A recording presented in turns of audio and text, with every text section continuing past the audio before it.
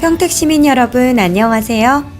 작은 행복을 찾아 떠나는 감성 여행 평택 문화톡톡의 오소은입니다. 정부나 각 지방자치단체에서는 쓰레기 처리 때문에 골머리를 앓고 있는데요. 환경부 관계자에 따르면 음식물 쓰레기 발생만으로 인한 사회 경제적 손실이 무려 20조 원에 달한다고 하는데요. 지난 24일 우리시는 쓰레기 무단 투기 문제를 근본적으로 해결하기 위해 쓰레기와 사랑과 전쟁을 2단계로 나누어 선포했습니다. 우리시는 오는 5월부터 무단 투기 쓰레기를 이틀에서 3일간 수거하지 않기로 했고요. 쓰레기 봉투를 열어 그 내용물로 배출자를 추적해 과태료를 부과할 계획이라고 하네요. 1단계는 쓰레기 배출 방법 집중 홍보 및 단속 단계로 서한문 발송, 홍보물 배포, 시 홈페이지 등 모든 홍보 수단을 동원해서 시민 홍보를 실시할 계획이고요.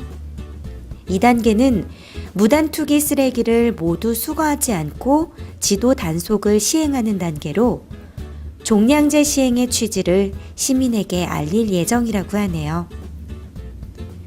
구슬이 서말이라도 꿰어야 보배라는 우리나라 속담이 있죠.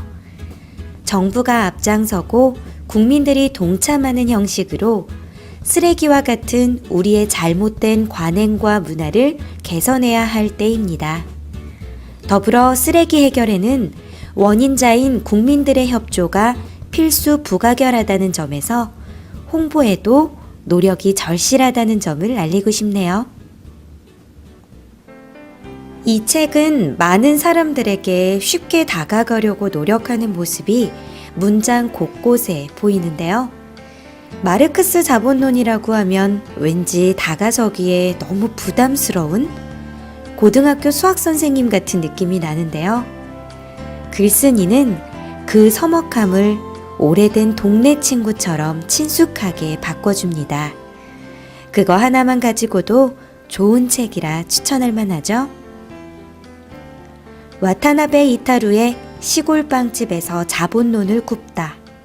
두 번째 이야기 시작할게요. 자연재배와 천연균. 비료를 안 준 작물은 살기 위해서 흙에서 양분을 얻으려고 필사적으로 뿌리를 내리지. 작물 스스로가 자기 안의 숨은 생명력을 최대한 발휘해서 살아보려 한다는 거야. 그 생명력이 자손을 남기기 위한 과실이나 씨앗으로 결실을 맺는 거지.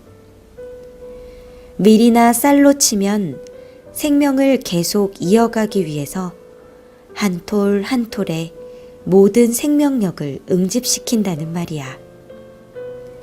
우리같이 자연재배를 하는 농사꾼들은 바로 그런 메커니즘 때문에 작물에 강한 생명력이 깃든다고 믿는다네. 내가 자연재배 얘기를 하면 열이면 열, 그것부터 묻더라고. 농사꾼은 땅을 만들지. 산과 들에 식물이 뿌리를 내린 경우를 보면 그 땅은 수분을 많이 함유하고 있어. 그래서 부드럽고 따뜻하다네. 그런 땅을 만들어주면 식물은 자연히 자기 힘으로 자라게 되지. 자란다. 이게 포인트야. 비료를 줘서 키우는 게 아니고 자라게 하기 위한 땅을 만드는 거지. 환경을 만들어주는 작업. 그게 자연재배의 핵심적인 일이야. 천연균은 작물의 생명력이 얼마나 강한지를 알아본다. 리트머스 시험지처럼 생명의 활동을 잘 따른 음식을 선별해서 자연의 힘으로 억세게 살아가는 것들만을 발효시킨다.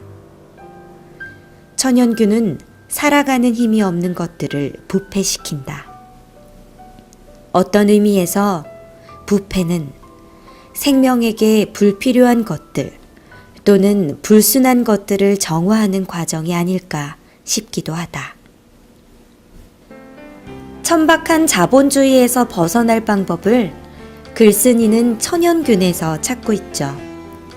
억지로 만들어내는 균이 아니라 자연스럽게 생겨나는 천연균만이 빵을 빵되게 만들어준다고 하는데요.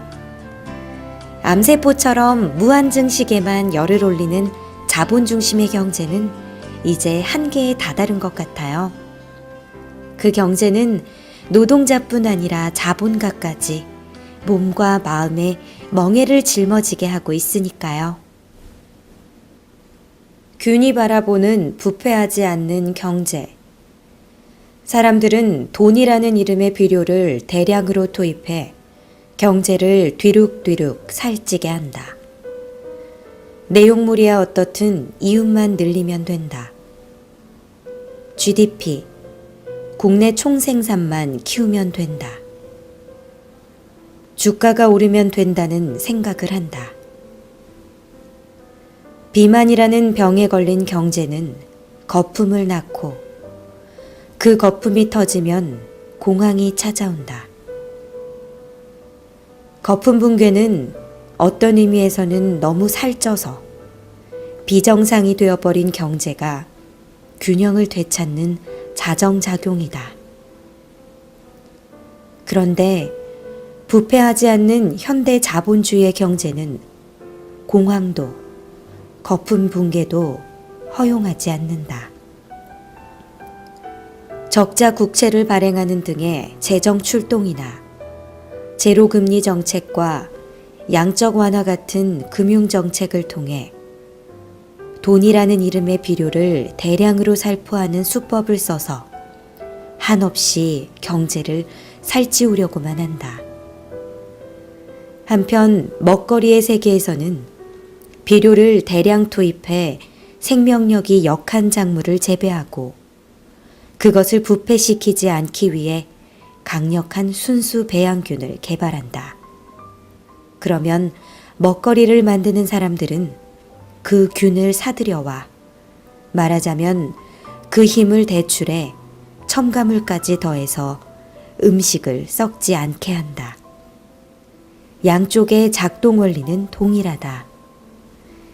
인위적으로 동원한 균이 부패하지 않는 음식을 탄생시키는 것처럼 인위적으로 동원한 돈은 부패하지 않는 경제를 낳는다. 자연의 활동에서 크게 벗어난 부자연스러운 악순환이다. 자연의 순리에 맞게 자신이 있는 자리에서 다른 생명들과 서로 관계를 맺으면서 순환의 삶을 사는 천연균과 같은 경제.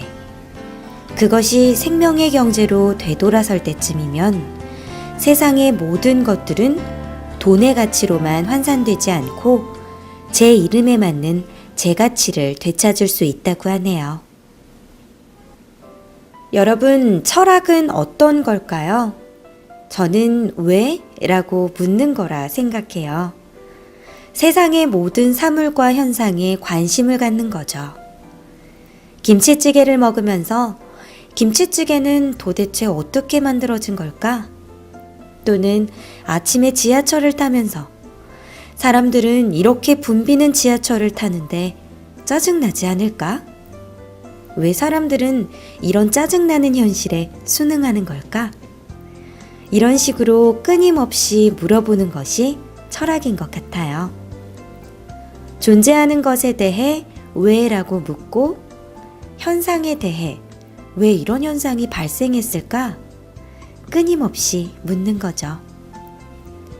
우리 시에서는 철학적 사고를 통해 삶을 성찰하는 시간, 양혜정 철학박사의 야간 철학교실이 오는 18일 오후 7시부터 평택시 시립도서관 문화광자실에서 열리는데요.